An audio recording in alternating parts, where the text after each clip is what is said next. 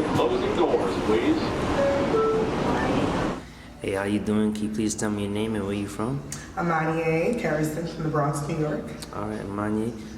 Tell me some things about the Bronx. What's the Bronx like? So basically, I'm from the Bronx, born and raised. I moved to Westchester County when I was about 9, so I had a little bit of the best of both worlds, being from the inner city, being around Black Latinos, and then being around white people also in Westchester. So I have the best of poverty and good neighborhoods as well. All right. Yeah. What was it like growing up, like in the '90s and stuff like that, compared to like now? What was that like? Time has changed drastically.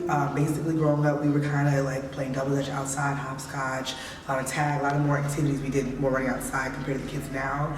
Only thing I really grew up doing was like Sega Genesis or like Nintendo 64, but I don't know of like the whole era when Madden took off and all that other stuff. I'm not too familiar with that. But I know that a lot of kids are more like bound in the house and get into more trouble. We were running outside doing activities back in the 90s. Cool. How about any of the other boroughs? Have you been to like Queens, Brooklyn, Manhattan? Can you talk about each one a little bit? Experience-wise, I was always in the Bronx, born and raised in town. Brooklyn, Queens, I kind of was out there for like visiting friends that I knew from college when I would go see them and stuff. But one thing I noticed culture-wise at the Bronx, we have more like, we have Black, Latinos, Italians, different cultures like that.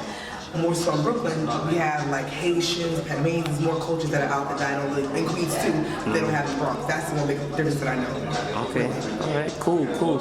So what would you tell like someone that wasn't from New York to go? What would you, recommend them to do? Well, it depends on what you're into. So we have lots to do, like hot spots, lounge and clubs in the city, hip hop, R&B, techno. It depends on what you're into. Great restaurants, shows. You have monuments, Empire State Building, Statue of Liberty. You have boat parties. There's just a fluctuation of things to do depending on what you're into. How many shows? There's just a variety. Nice. What about the music? What about New York music? Talk about that. Rap has changed, I think, from the generation of before till now. The country and like the rap, like Future's kind of taken place in the New York scene. Long days of like Fabulous and Jay-Z kind of really being aired on the radio. We have like Drake, but it's like a new wave of music that's being distributed across the wave stream now in New York. It's a little bit different. It's not like that raw New York film like it was in the 90s. It's changed drastically as well. So that's the big difference. Cool. What's dating like in New York?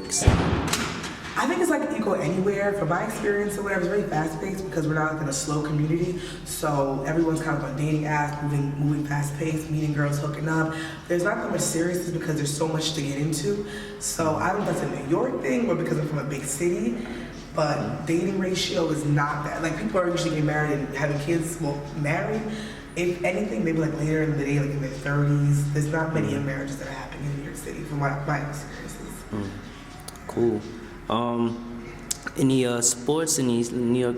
Sports. You into sports in New York? It's changed, so not really. People rep the Giants on the Knicks, but not the same like it was. So I don't really watch sports like that. Okay.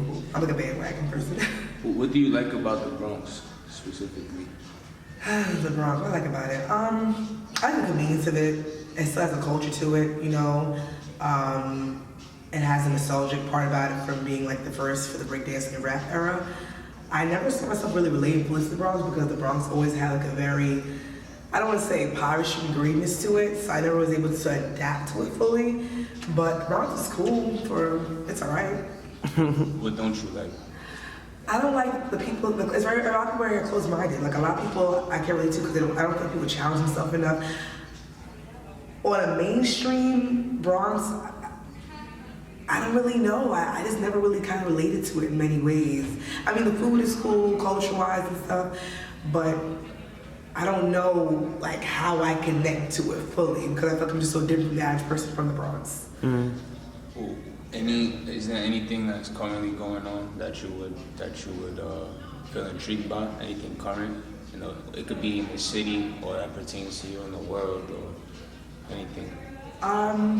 Well, I like how people kind of band together with the whole Trump movement situation, like the Women's March, and our cultures are kind of band together, and they're like not trying to take a lot of this shit. So like what's going on with the wall being disputed and put up in Mexico, I like how like Americans are kind of band together, like Black Lives Matter movement. Everyone came out supported that, so that is what I respect worldwide on a national level. across the board. And last thing, what is it like being a female in New York, would you say? Anything that you could say in particular, pros or cons? I love it. Like, I'm of course moving to Atlanta in a few days, but I love New York, the culture behind it. Like, it's always been home to me. I never felt bored a day in my life. It's just so much to do, so many activities, people to meet. Being from New York, it gives you a broad spectrum of just the reality of the world. You see everybody, different cultures, different people. You don't just grow up knowing black and white. You meet everybody. So you have a variety of different foods, languages, adaptation to people, demographic, neighborhoods. So it just gives you a broad spectrum of life. So I love being from New York. What makes you leave? Well, I'm in New York City because I want to get my first home ownership. Cost of living is a lot more affordable we're moving to.